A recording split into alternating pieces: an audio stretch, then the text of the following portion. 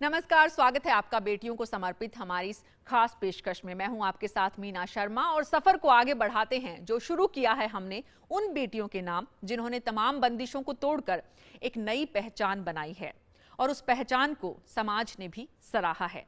हमारा मकसद है इस मुहिम के जरिए बेटियों के प्रति समाज के उन लोगों का नजरिया बदले जो उनकी आवाज को दबा देना चाहते हैं।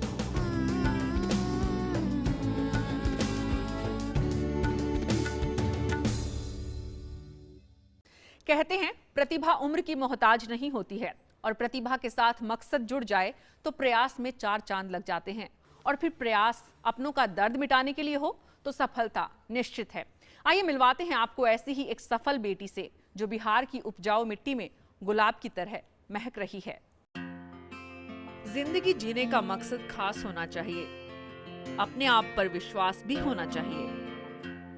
बिहार की रहने वाली शालिनी के पास मकसद भी है और आत्मविश्वास भी। बचपन में दादा ने अंगुली पकड़कर चलना सिखाया था और घुटनों के दर्द के कारण आज वही दादा एक एक कदम चलने को मोहताज हो गए। 12 साल की मासूम शालिनी से उनकी ये तकलीफ देखी नहीं गई और दादा का दर्द दूर करने का फैसला कर लिया।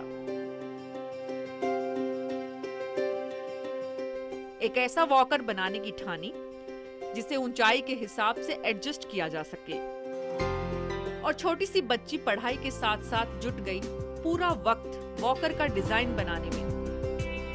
महीनों की मेहनत के बाद आखिरकार शालिनी मॉडिफाइड वॉकर बनाने में कामयाब हुई। National innovation foundation of India ने 4000 से ज्यादा आविष्कारों में से शालिनी की वॉकर को सबसे ज्यादा प्रगतिशील माना।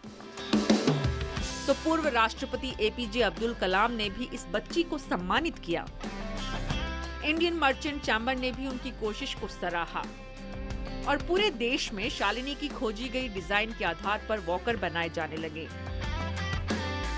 आज ये वॉकर 10,000 से ज्यादा लोगों की जिंदगी को रोशन कर रहा है। मेडिकल शॉप चलाने वाले पिता को बेटी पर गर्व है तो 3 बच्चों के परिवार में आर्थिक जद्दोजहद के बीच भी उन्होंने बेटी के सपनों को पंख दिए। शालिनी अब भी डॉक्टर बनना चाहती हैं ताकि लोगों की तकलीफें दूर करने के अपने मकसद को आगे बढ़ा सकें। पटना की ये बेटी देश का स्वाभिमान है और हमें इन पर अभिमान है।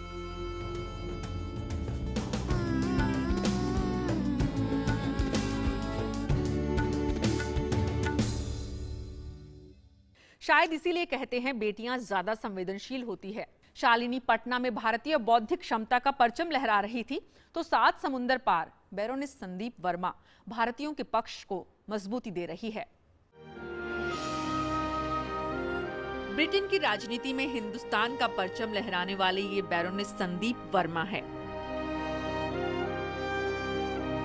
पंजाब के अमृतसर के एक छोटे से गांव से निकलकर 7 समुंदर पार संदीप ने लंबे संघर्ष के बाद ये मुकाम हासिल किया है।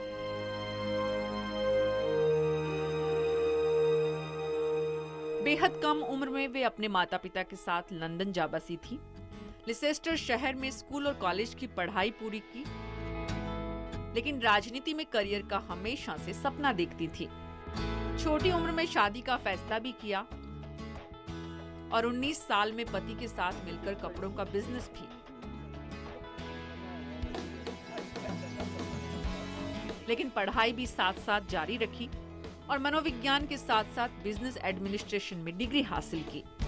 व्यापार के साथ साथ भी संदीप का समाज से जुड़ाव लगातार बना रहा। लंदन में घरेलू हिंसा से पीड़ित महिलाओं की आवाज उठाने लगी और धीरे धीरे ये रुतबा बढ़ने लगा। क्योंकि लक्ष्य राजनीति साफ था, लिहाजा उन्होंने कंजर्वेटिव पार्टी में शामिल होने का फैसला किया। अपनी खास शख्सियत की बदौलत वो तेजी से राजनीति में जगह बनाने में सफल हुई और इस कोशिश में लगातार उनका साथ दिया पति और बेटी ने। जून 2006 में उन्हें हाउस ऑफ लॉर्ड्स में जगह मिली और वो पहली भारतीय महिला बनी जो प्रवासी भारतीय होने के बाद भी ब्रिटेन की पार्लियामेंट में अहम ओहदे पर पहुंची। कंजर्वेटिव पार्टी में मंत्री पद हासिल करने वाली संदीप का कहना है कि वो अपनी हर सफलता के साथ हिंदुस्तान का नाम रोशन करना चाहती हैं। भारत की ये बेटी उन कामयाब महिलाओं में से एक हैं जो अंतर्राष्ट्रीय स्तर पर आधुनिक भारत की एक नई छवि पेश कर प्रधानमंत्री नरेंद्र मोदी के सपने को पूरा करने में अहम भूमिका निभा रही हैं। संदीप वर्मा जैसी बेटियां आज पूरी दुनिया में भारत को एक नया मुकाम दिला रही हैं। ये देश का स्वाभिमान है और हमें इन पर अभिमान है।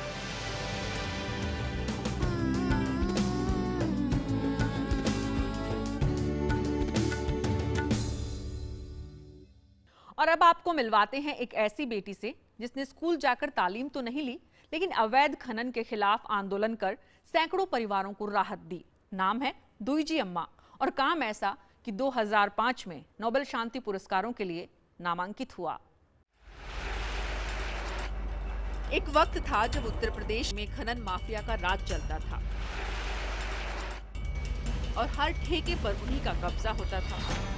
आदिवासी उस जमीन पर सिवाय मजदूरी के मालिक बनने की कभी सोच भी नहीं सकते थे, लेकिन उनका ये सपना अब हकीकत का रूप अख्तियार कर चुका है और वो पट्टों को हासिल कर मालिक की हैसियत से काम भी कर रहे हैं। और इसकी वजह है एक औरत जो पूरे यमुना पार में दुईजी अम्मा के नाम से मशहूर है। एक साधारण सी दिखने वाली आदिवासी औरत आज पूरे गांव में एक रोल मॉडल बन चुकी है और 70 साल की उम्र में वो पूरी लगन से महिलाओं से जुड़ी समस्याओं के लिए काम कर रही हैं, तो खनन माफियाओं से लोहा भी ले रही हैं। उनके साथ काम करने वाली महिलाओं का मानना है कि दुईजी अम्मा को देखकर उनके अंदर भी ताकत आती है। दरअसल इस माँ की ठेकेदारों के खिलाफ संघर्षों की कहानी शुरू तब हुई थी जब वो गांव में मजदूरी करने आई थी। दिन भर काम करने के बाद भी जब वाजिब कीमत नहीं मिली तो दुईजी ने अकेले अपने दम पर उनके खिलाफ मोर्चा खोल दिया। इस लड़ाई में ठेकेदारों से धमकियां भी मिली तो पीछे हटने की चेतावनी भी। लेकिन दुईजी अम्मा ठान चुकी थी कि जिस जमीन पर अब तक आदिवासी मजदूरी करते आए हैं उनको वो उसी जमीन का पट्टा दिलाकर रहेंगी। और बरसों लड़ाई के बाद अंत में वो दिन आया जब मजदूरों को ठेकेदार उनका वाजिब हक देने लगे। उत्तर प्रदेश जैसे पुरुष प्रधान समाज में ये कदम उठाना आसान नहीं था, लेकिन जो महिला अकेले चली थी आज उसके पीछे सैकड़ों की तादाद में इलाके के लोग जुड़ने लगे हैं और साथ देने के लिए महिलाओं के लिए काम करने वाला संगठन भी आगे आया है। महिला समाख्या ने दुईजी को हर तरह का सहयोग दिया तो इस बेटी ने कभी पीछे मुड़कर नहीं देखा और समाज के गरीब और सताई हुई महिलाओं का आज वो नया चेहरा बन चुकी हैं। 2005 में दुईजी अम्मा का नाम नोबेल के शांति पुरस्कार के लिए नामित भी हुआ। आदिवासियों और मजदूरों के हक की आवाज बुलंद करने वाली ये बेटी देश का स्वाभिमान है और हमें इन पर अभिमान है।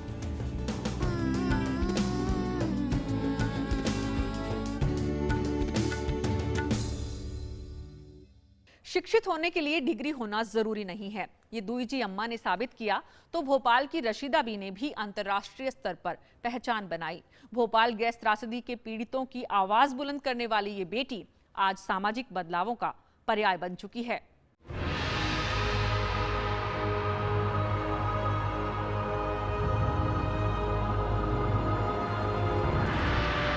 उन्नीस सौ 84 में जब भोपाल गैस त्रासदी का कहर बरपा था तो हजारों लोगों ने अपनों को खोया, लेकिन 28 साल पहले 3 दिसंबर की उस काली रात ने इतना जहर घोला कि जिंदगी पटरी पर आज तक नहीं आ सकी। आज भी उस दंश के निशान दूसरी पीढ़ी के जख्मों में दिखते हैं। उन जख्मों को भरने के लिए प्रयास सरकार ने किए तो समाज भी साथ खड़ा था। पति और बच्चों को खो चुकी महिलाएं रोजगार को मोहताज थीं, तो बच्चे विकलांग पैदा हो रहे थे।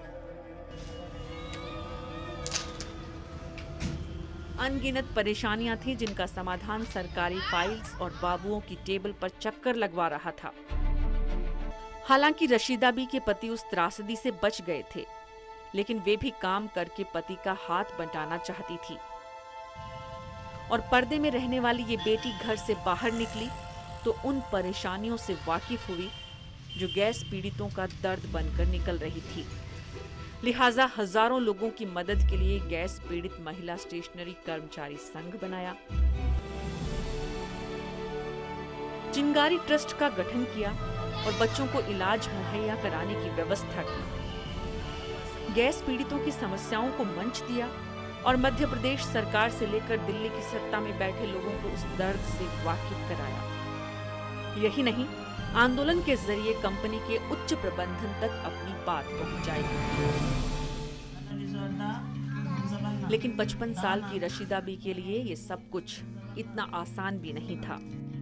दूसरे मुस्लिम परिवारों की तरह वे भी बंदिशों में पली बढ़ी थी, बचपन से मुफलिसी में रही थी।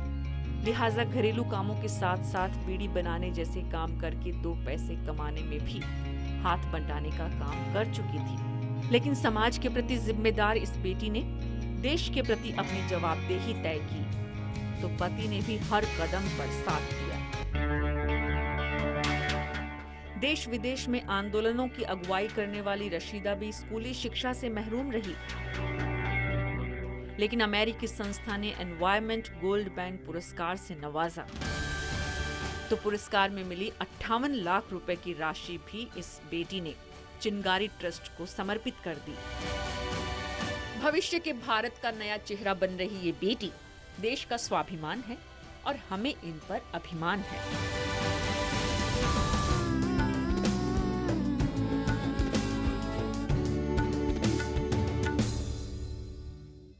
देश के हर हिस्से में बेटियां बुलंदी का आसमान छू रही हैं, तो भला हरियाणा कैसे पीछे रह सकता है। इस रूढ़िवादी इलाके में भी बेटियां नया इतिहास बना रही हैं। मिलिए लेफ्टिनेंट कमांडर संध्या चौहान से, जिसने गणतंत्र दिवस पर भारतीय नौसेना की अगुवाई की।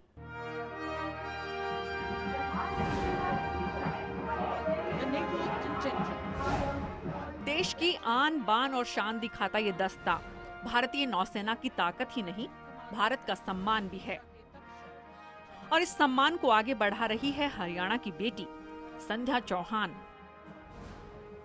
तालियों की गूंज के बीच चेहरे पर गर्व और आत्मविश्वास के साथ मार्चिंग दस्ते को लीड करने वाली लेफ्टिनेंट कमांडर संध्या को यह अवसर प्रतियोगिता के कई चरणों से गुजरने के बाद मिला।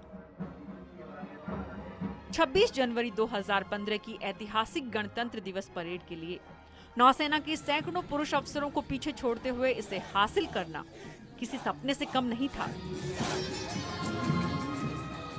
27 साल की उम्र में राजपथ पर नेतृत्व का ये सपना संध्या ने अपनी मेहनत से पूरा किया तो नौसेना सहित परिवार और समूचे गांव का सिर गर्व से उठ गया।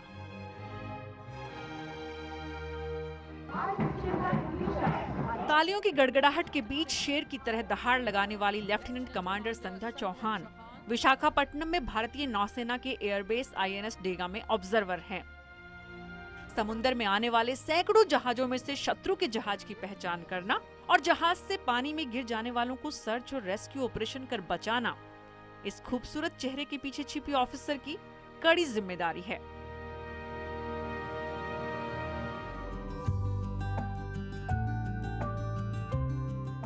संध्या रेवाड़ी की पगडंडियों से निकलकर उम्मीदों का आसमान छूना चाहती थी और आज वो भारतीय नौसेना की उड़ान शाखा की उन चुनिंदा ऑफिसर्स में से हैं जो विदेशी नौसेना को सेवाएं देने जाती हैं तो टीवीआई ड्यूटी के तहत उन्हें दूसरे स्टेशन पर तैनात भी किया जाता है। हरियाणा के कुंडल गांव की इस बेटी ने इन सब जिम्मेदारियों को पूरा किया तो अंतर्जातीय विवाह के लिए परिवार को भी तैयार किया। 2 साल सीनियर ऑफिसर से शादी के फैसले ने संध्या का मनोबल बढ़ाया। नेविगेटिंग ऑफिसर पंकज यादव सहित पूरा देश नेवी की इस मोस्ट क्वालिफाइड ऑफिसर पर गर्व कर रहा है।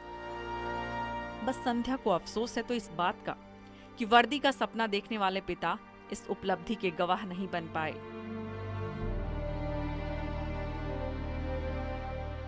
सत्रह साल की थी वो जब 2005 में हार्ट अटैक से पिता का देहांत हो गया।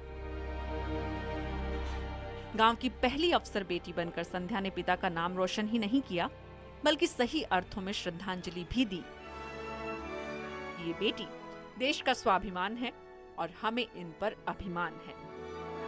हरियाणा के छोटे से गांव से राजपथ का सफर तय करने वाली संध्या चौहान आज हमारे साथ स्टूडियो में है।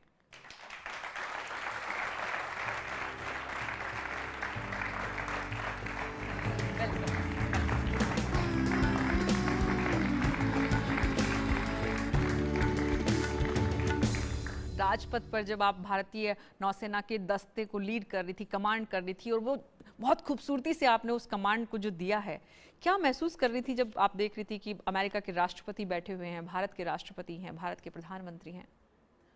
Meena ji, it's itself a very proud thing Rajpath पे मार्च करना। एक सोल्जर जब भी राजपथ पे मार्च करता है तो जो प्राइड एंड रिस्पॉन्सिबिलिटी उसको शोल्डर की गई है वो उसकी आंखों में आप देख सकते हैं। So it was very proud moment for me and US president जैसा आपने बताया चीफ गेस्ट थे, तो it makes it more special. And ऊपर से द कंटिजेंट ऑफ माइन जो मेरे पीछे चल रहे थे, हमारे नौसेना के जवान, उनका जो जज्बा था, उनका जो मोटिवेशन लेवल था वो बहुत हाई था, तो इसलिए ये बहुत ही प्राउड मोमेंट था मेरे लिए। ये आपने सोचा था कभी कि आप इस तरह से कमांडर बनेंगी, क्योंकि अब तक नेवी में महिलाओं को ये मौका मिला नहीं है इससे पहले? देखिए, मुझे लगता है कि विदाउट एम आप लाइफ में कुछ नहीं कर सकते हैं। सो जब मेरा इसके लिए चयन किया गया था कंटिजेंट के लिए ऑफिसर्स में, तो उसी दिन से मैंने सोच लिया था कि अगर मुझे जाना है तो मुझे कमांड ही करना है।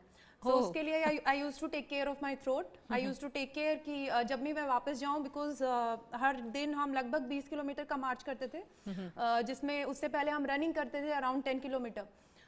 तो मैं पूरा ध्यान रखती थी कि जो मैंने एम देखा है कि मुझे कंटिजेंट कमांड करना है वो जरूर पूरा हो। प्रैक्टिस दौड़ने की और वॉक करने की 20 किलोमीटर डेली आप करते थे। हाँ, और उसके अलावा बोलने की प्रैक्टिस अलग से, उसकी प्रैक्टिस कैसे होती थी? जो इसका प्रैक्टिस होता था वो अराउंड 3:30 इन मॉर्निंग शुरू होता था, तो 3:30 to evening 7 with only breakfast and lunch break हमारी प्रैक्टिस हुआ करती थी।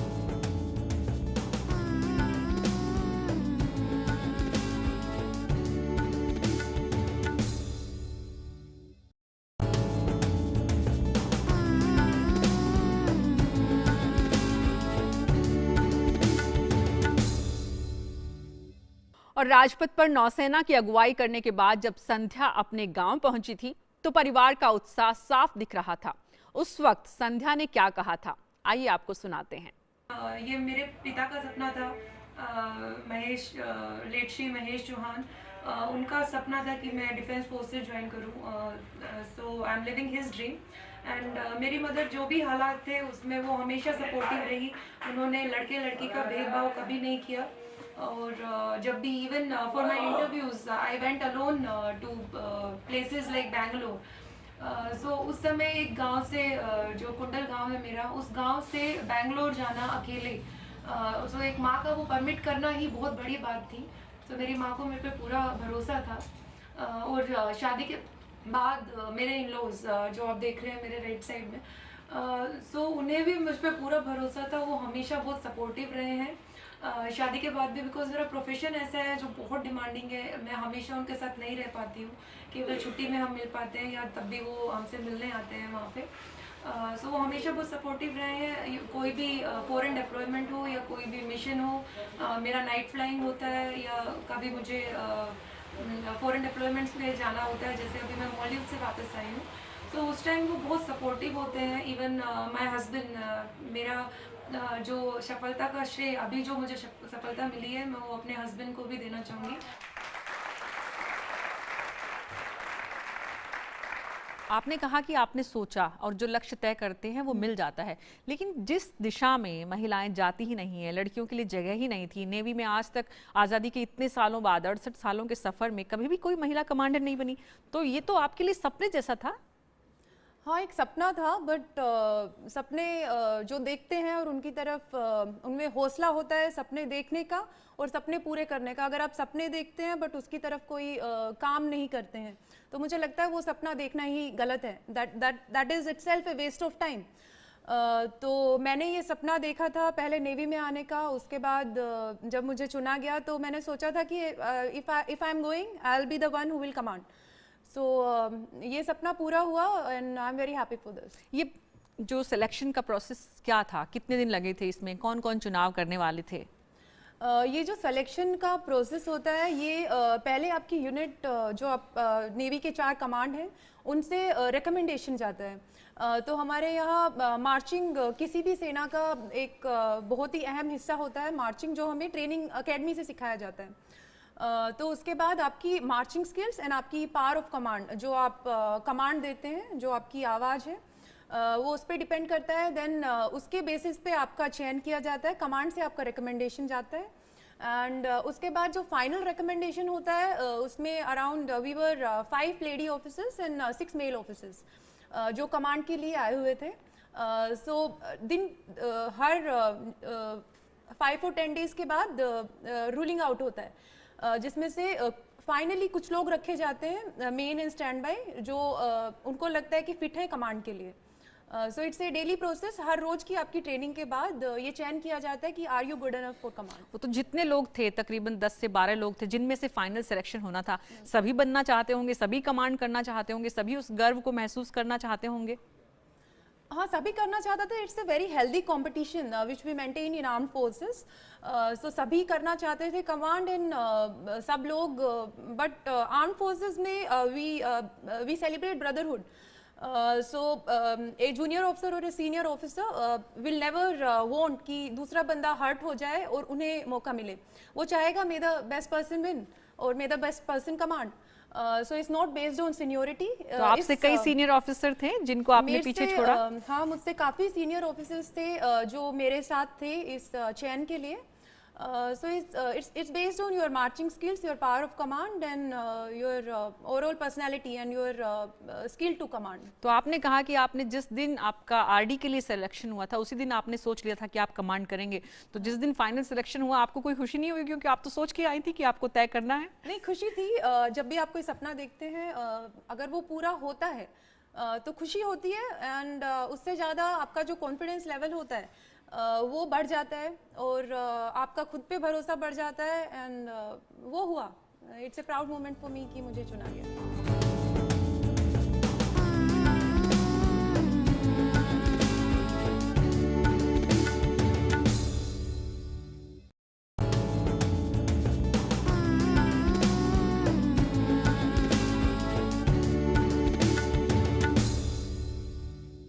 और सेना में जाना हो या फिर सफलता का कोई भी कीर्तिमान स्थापित करना हो, शिक्षा का कितना अहम योगदान होता है। संध्या ने किन हालात में अपनी पढ़ाई पूरी की, ये भी आपको दिखाते हैं। देखिए, मेरी सारी स्कूलिंग है वो रेवाड़ी की ही है।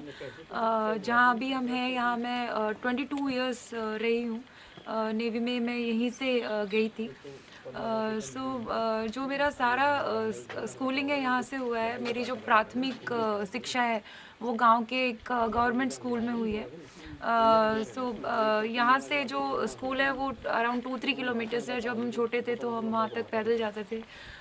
देन उसके बाद मेरा 3rd से 10th तक जो हुआ है शिक्षा, वो एक दूसरे गांव के स्कूल में हुआ है जहां हम पढ़ने जाते थे। देन 11th एंड 12th एक मेरा गवर्नमेंट गर्ल्स स्कूल में हुआ है। 11th एंड 12th एंड मेरा जो कॉलेज है वो भी रेवाड़ी में ही था।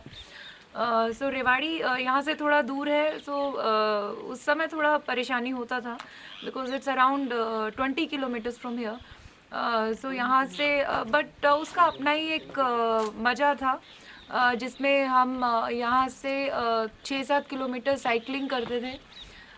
देन साइकिल के बाद यहाँ एक ऑटो रिक्शा, जैसे टेम्पो कहा जाता है यहाँ पे, हम उससे जाते थे अराउंड 12 किलोमीटर्स। एंड उसके बाद थोड़ा पैदल चलना होता था। वो जो सपना आपने देखा, वो सपने देखने की शुरुआत कहाँ से हुई? आर्मी का, नेवी का, डिफेंस सर्विसेज में जाने का सपना क्यों? मीना जी, ये सपना मैं कहना चाहूँगी मेरा बाद में हुआ है। ये पहले मेरे फादर का सपना था। My father was a farmer. He was a very respectful farmer, very proud farmer. I must say TV पे एक प्रोग्राम आता था। जब हमारे घर में नया नया टीवी आया था उस टाइम एक प्रोग्राम आता था पल्लवी जोशी का आरोहण करके। सो उसमें she was a naval officer. तो वो मैं और मेरे पापा साथ में देखा करते थे। एंड उसे देख के मेरे पापा बोला करते थे कि बेटा लाइफ में बैटन लेके चलना है। जो बैटन होती है आज मुझे बहुत गर्व महसूस होता है और बहुत खुशी होती है कि baton is a part of naval uniform now. Sandhya, बहुत बहुत शुक्रिया यहाँ आने के लिए और अपनी महत्वपूर्ण जानकारियां हमसे साझा करने के लिए। तो पूर्व से लेकर पश्चिम और उत्तर से लेकर दक्षिण, हर तरफ ऐसे माता पिता हैं जो बेटियों के साहस के पीछे दीवार बनकर खड़े हैं। तो ऐसे लोग भी हैं जो इन दीवारों को मजबूती दे रहे हैं। हम चाहते हैं कि ऐसे सभी कोशिशों को आपसे साझा करें ताकि आधी आबादी की बात महज नारों या भाषणों का हिस्सा नहीं बने, बल्कि हमारी भी उसमें भागीदारी बने। तो अगले हफ्ते फिर मिलवाएंगे कुछ ऐसी ही और बेटियों से। तब तक के लिए नमस्कार।